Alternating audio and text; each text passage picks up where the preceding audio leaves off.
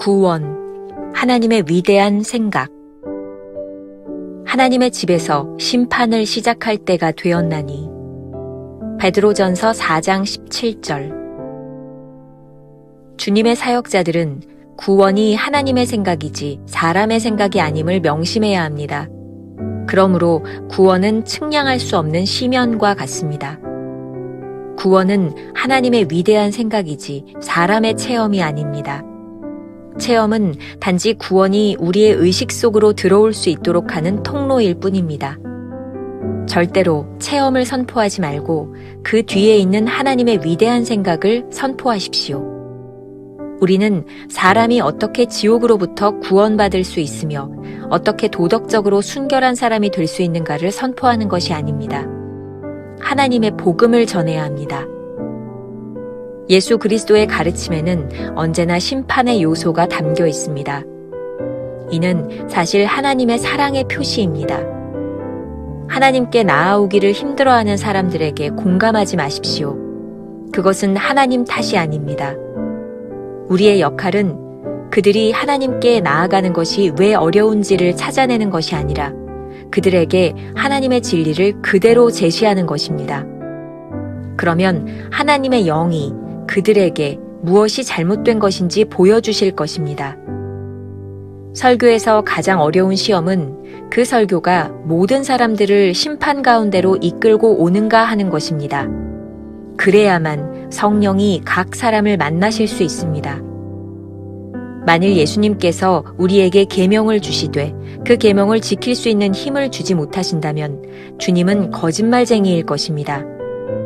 만일 우리가 지킬 수 없는 계명이라서 순종할 수 없다면 이는 하나님께서 무언가를 고려하지 못하셨다고 하나님을 탓하는 것과 같습니다. 나 자신을 의지하려는 모든 요소들이 하나님의 능력에 의해 죽어야 합니다. 나 자신의 완전한 연약함을 인식하고 하나님만을 의지할 때 성령께서 그분의 능력을 드러내실 것입니다. 오늘은 5월 5일 구원, 하나님의 위대한 생각이라는 제목으로 말씀을 나누어 보겠습니다. 첫 번째 주제, 무엇을 전해야 하는지. 오늘 묵상은 챔버스가 성경훈련대학 설교 수업 시간에 가르쳤던 내용이라고 합니다. 우리가 묵상할 때 설교자가 되기를 열망했던 학생들이 이 말을 어떤 자세로 들었을지를 생각하며 천천히 읽어보면 어떨까요? 아마 이런 느낌이 큰 도움이 될 것 같습니다. 설교자는 무엇을 설교할지가 어렵고 두렵습니다. 챔버스는 설교자가 말씀을 선포할 때 구원과 심판의 메시지를 꼭 전해야 한다고 말합니다. 기억해야 할 것이 있습니다. 구원은 하나님의 위대한 생각이지 사람의 체험이 아닙니다. 체험은 단지 구원이 우리의 의식 속으로 들어올 수 있도록 하는 통로일 뿐입니다. 혹시 우리가 말씀을 전할 때 체험을 선포하는 것으로 끝나지 않는지 깊이 생각해야 합니다. 개인적인 체험은 구원을 받았음을 스스로 알아차릴 수 있도록 하지만 체험 자체가 구원은 아닙니다. 우리가 선포해야 하는 것은 구원의 복음입니다. 종종 개인의 체험을 절대화하는 사람들을 봅니다. 자신의 체험으로 복음의 자리를 대신하려 하는 무서운 시도입니다. 어떻게 지옥에 가지 않고 도덕적으로 순결하게 살지 고민하며 선포하는 것은 설교자들이 중요하게 다루어야 할 문제 중 하나입니다. 우리는 오로지 복음을 선포해야 합니다. 구원을 선포하기 위해서는 심판을 이야기해야 합니다. 무섭다고 선포하기 주저해서는 안 됩니다. 하나님의 사랑에 대해 말하기 위해 심판을 이야기하는 것이기 때문입니다. 심판의 두려움은 우리를 멸망시키기 위해서가 아니라 하나님께 나아오도록 하기 위한 것입니다. 그러므로 하나님의 말씀을 전하는 자들의 역할은 분명합니다. 우리의 역할은 그들이 하나님께 나아가는 것이 왜 어려운지를 찾아내는 것이 아니라 그들에게 하나님의 진리를 그대로 제시하는 것입니다. 챔버스는 하나님께 나아오기 힘들어하는 사람들에게 공감하지 말라고 합니다. 하나님께서 이들의 잘못을 깨닫게 하실 것입니다. 우리는 진리를 그대로 제시하기만 하면 됩니다. A.W. 터저 목사님은 이것이 예배이다 라는 책에서 파스칼이 만난 하나님에 대해 이렇게 설명하고 있습니다. 그는 명석한 두뇌의 소유자요, 위대한 사상가요, 위대한 수학자였다. 그는 사물에 대해 수학적으로, 기계적으로 사색한 사람이었다. 그러나 하나님이 그의 안으로 뚫고 들어오셨다. 하나님은 그의 생명 안으로 들어오셔서 2시간 동안 꼬박 그를 완전히 압도하셨고 그는 이 체험을 오직 불이라는 한 단어로 압축하여 표현한 것이다. 그런 다음 그는 철학자들과 지혜로운 자들의 하나님이 아니라 아브라함의 하나님, 이삭의 하나님, 야곱의 하나님이라고 기도했다. 그가 믿은 하나님은 철학자들의 하나님이 아니라 복음을 통해서만 알 수 있는 예수 그리스도의 하나님이시다. 하나님께 나아오기 힘든 사람들이 있습니다. 구원은 하나님의 영이 그들에게 나타나실 때 이루어집니다. 우리는 하나님의 때에 하나님의 영이 일하실 것을 믿으며 우리가 믿는 복음을 전하면 됩니다.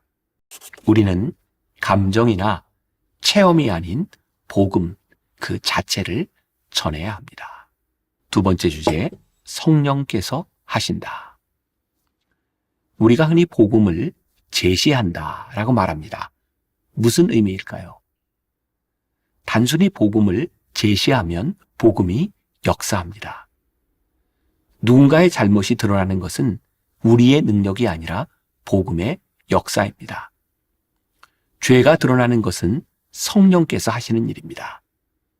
그러므로 설교자의 역할과 성령님의 역할은 분명하게 구분됩니다. 설교자는 복음을 제시하고 성령님께서는 역사하심을 믿어야 합니다. 설교자에게 가장 큰 두려움이 무엇인가요?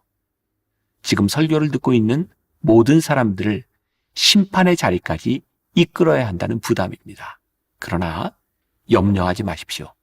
성령께서 각 사람을 만나주시고 역사하실 것입니다. 오늘 본문 베드로전서 4장 17절 하나님의 집에서 심판을 시작할 때가 되었나니 라는 말씀을 통해 심판의 때가 있음을 알려주고 있습니다.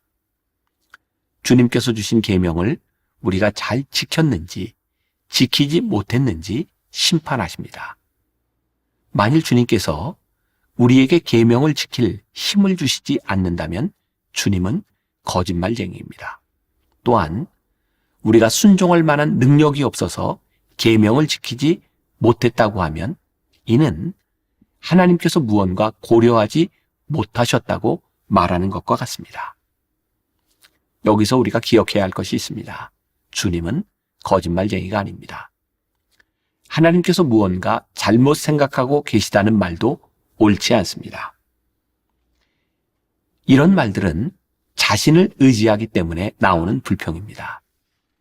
하나님의 능력 아래 우리의 생각은 온전히 죽어야 합니다. 기억하십시오.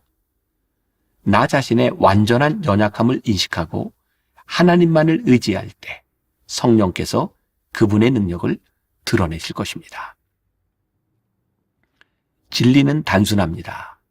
우리의 능력이 아니라 하나님의 능력을 의지하는 것입니다. 우리의 능력을 의지하지 않는 것은 곧 하나님의 방식을 의지하는 것입니다. 하나님의 말씀대로 사는 것입니다. 오래전 미국에서 있었던 일입니다. 한 젊은 여인이 공중전화 박스에 갔다가 문이 열리지 않아 한참 동안 소동을 벌인 일이 텍사스주 댈러스에서 있었습니다. 아무리 문을 열려고 애써도 헛수고였습니다. 기진할 대로 기진한 여인은 잠시 생각하다가 전화국에 전화를 걸어 도움을 청했습니다. 급히 달려온 전화국 직원이 단 1초 만에 문을 열었습니다. 문을 여는 데는 기술도 아무런 열쇠도 필요하지 않았습니다. 그 이유는 공중전화 박스 문은 안으로 잡아당겨 여는 것인데 당황한 여인이 밖으로만 밀었기 때문입니다. 구원에 대한 하나님의 생각은 의외로 단순합니다. 하나님을 믿고 의지하는 것입니다. 성령께서 하시도록 맡겨 드리는 것입니다. 우리가 성령의 능력을 온전히 믿을 때 담대하고 단순하게 복음을 전할 수 있습니다. 오늘 하루 이런 질문을 가지고 살아보면 어떨까요? 복음을 전할 때 우리를 주저하게 만드는 것은 무엇일까요? 혹시 성령님을 전적으로 의지하지 못하기 때문은 아닐까요? 기도하겠습니다. 이 땅 위에 살아가면서 우리는 종종 그런 두려움과 의문에 쌓일 때가 있습니다. 우리가 어떻게 복음을 전할까요? 우리가 그런 일을 할 수 있을까요? 그런데 오늘 묵상을 통해 우리들에게 깨닫게 하시는 것이 있습니다. 우리가 해야 될 일은 복음을 전하는 것이고 복음이 역사하는 것은 성령께서 하시는 일이다. 오늘도 우리가 만나는 누군가를 향해 하나님의 말씀의 위대함을 선포할 수 있는 사람들, 담대하게 말씀을 전할 수 있는 사람들이 되게 하여 주옵소서. 두려움 없이 심판에 대하여, 구원에 대하여 말할 수 있는 사람들이 되게 하여 주옵소서.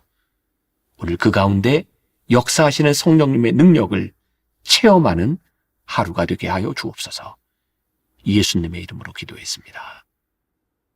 아멘.